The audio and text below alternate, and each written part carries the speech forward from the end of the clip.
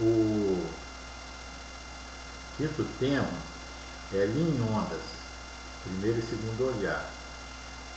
Eu crio essas palavras, linhas mais ondas, para indicar uma realidade específica da fusão de pares, como o círculo linear. É um círculo, mas é ao mesmo tempo linear. Sobe e desce e vai para frente. É uma senoide, uma cossenoide, uma curva senoidal ou cossenoidal. Começa em cima e oscila assim, ou começa embaixo e oscila assim. Elas são simétricas. Então, o primeiro olhar é sempre da uniformidade, porque o ser humano tem vida curta. No caso da Terra em especial, por conta da Bíblia, que fala na criação, Gênesis, e em Noé, com a catástrofe lá do dilúvio, as pessoas adotaram a posição de catástrofe. O horizonte humano era de catástrofe.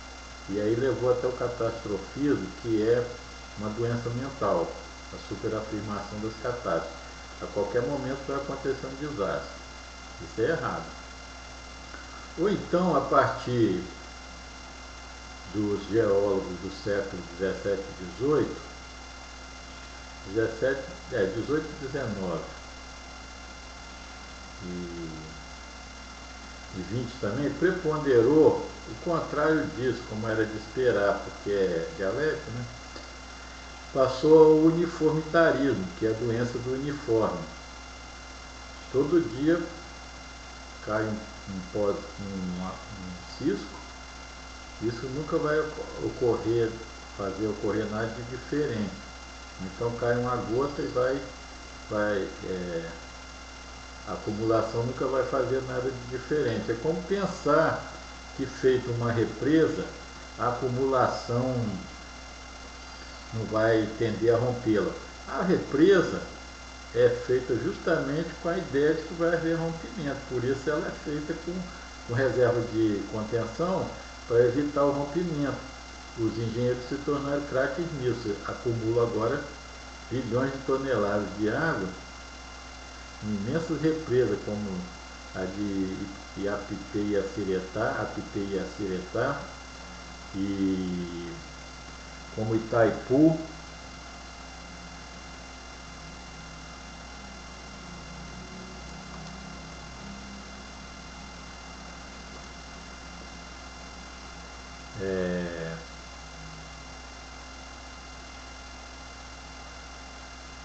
Yacyretá, entre a Argentina e o Paraguai. E depois várias empresas, as pessoas se tornaram craques nisso. Várias represas enormes, como a de Itaipu, a de Três Gargantas na China, aqui diz a de Salto Grande, Tucuruí. Seria muito interessante fazer um livro sobre a capacidade humana de conter as águas, a marcha da criação das represas através dos milênios. Seria um livro formidável, mas ninguém fez ainda, é claro, estão dormindo. Então, linha em ondas diz respeito a esse primeiro olhar. O primeiro olhar deveria ter sido da uniformidade, porque só recentemente a gente tem mais notícia de catástrofe, o tsunami do Japão. Antigamente, um século atrás apenas, demoraria semanas ou meses para chegar uma notícia, já existia telégrafo. 2 séculos atrás, muito mais, 3, então nem pensar, porque uma notícia para chegar do Japão à Europa, em 1710, demoraria uma eternidade. Então as catástrofes estão mais presentes nas nossas vidas e nós nem fomos preparados para isso, porque as notícias agora são mais sérias, mais rapidinhas para chegar até a gente através da mídia, vários meios. Mas o que prepondera na visão humana é a uniformidade. Então no centro tem o catástrofe uniforme, essa fusão de palavras que eu fiz lá nos papéis. E aí, um pouco mais distante, nós temos o par catástrofe e uniformidade. E mais distante ainda, nós temos o catastrofismo e o uniformitarismo, a superafirmação doutrinária de um ou de outro. Então, mas o primeiro olhar é a da linha, da uniformidade, do linear. O não linear que está nas ondas é menos visto, o segundo olhar. Isso precisa ser ensinado às crianças. Nós não devemos esperar nem a catástrofe para sempre, nem a uniformidade para sempre. Barragens de areia, de terra, são rompidas, açudes, o tempo todo. Chega a época das chuvas, o governo emite alertas para ficar vigiando as barragens. As represas são construídas em concreto armado. São obras maravilhosas. Realmente eu tenho fascínio por essas coisas.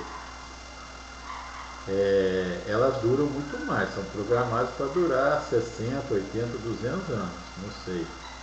A manutenção, a deterioração, o cansaço dos materiais. Os técnicos cientistas não falaram disso, uma coisa tão absorvente, tão espetacular, e as pessoas esses responsáveis não trataram de dar qualidade ao pensamento humano. É um desconforto viver nessa condição de retração do pensamento, porque se eles que têm sabedoria e competência não fazem, que dirá nós que não temos nem competência nem sabedoria para tal. Nós estamos na condição de espectadores. E sem quem deve fazer as coisas por nós não faz, então nós ficamos no hora veja, ficamos a ver navios, nunca estamos lá neles, nos navios. Conforme você pode pensar, nós não somos passageiros dos navios, nós somos gente no porto olhando os navios de turistas passeando elegantemente. Por que esses que são encarregados, essa gente da academia, que tem na UF, tem 1.350 segundo aparece, ou na base de 10 por 1, nas 6.000 universidades, nós podemos pensar que existam centenas de milhares, seria outra coisa interessante saber quantas são a lista completa das universidades, os cursos que elas oferecem, os professores que estão ali, quantos receberam destaques pelos prêmios e quantos publicaram trabalhos relevantes, quantos são os alunos, quanto isso, quanto aquilo. Não existe também esse retrato. É um desmazelo tão grande que me deixa encabulado. Eu fico, como diz o povo, para morrer, de ver que o ser humano merece tão pouco, tão pequena atenção por parte dos chamados poderes constituídos e da academia. É desgastante isso, é uma coisa que aborrece mesmo. Aquele monte de gente lá, homens e mulheres à toa, publicando um monte de papers, coisa para encher linguiça, para ganhar mais dinheiro, e nada existe de significativo, ou muito pouco. Acho que é a margem da curva do sino, 2,5%, está fazendo alguma coisa que preste. E não essas coisas que eu tenho apontado também, tem isso. Ficam lá. Nem são as 2.107 horas dos operários durante 11 meses do ano. Eles tinham antes um mês de férias em julho e 3 meses de férias em dezembro, aqui no hemisfério sul do Brasil. E agora diminuíram, porque era uma coisa chocante. Agora tem menos. Mas ficam lá, enchendo linguiça, sem qualquer utilidade para a coletividade, fazendo apostilhas que se repetem durante 25 ou 30 anos, sem acréscimo nenhum por aqueles, entre aspas, altos salários, porque no Brasil o professor universitário é mal remunerado, não é como nas outras nações. Eu ouço meus amigos reclamando, com toda razão, porque a pessoa fica dos 7 até os 32 anos estudando, 25 anos de estudo ou o que for, para ganhar aqueles valores lá. Também não publica os salários, um estudo comparado dos salários nas várias universidades dos mundos, países, primeiro, segundo, terceiro, quarto, quinto mundo. Enfim, o que eles estão fazendo lá? Eu não sei. Então, voltando à questão do primeiro e segundo olhar, eles não fazem essa coisa das levantamento das represas, não fazem o levantamento das universidades e não fazem essa comparação entre catástrofe e uniformidade. Não estudam as linhondas, as linhas ondas. As linhas são a uniformidade, as ondas são as catástrofes.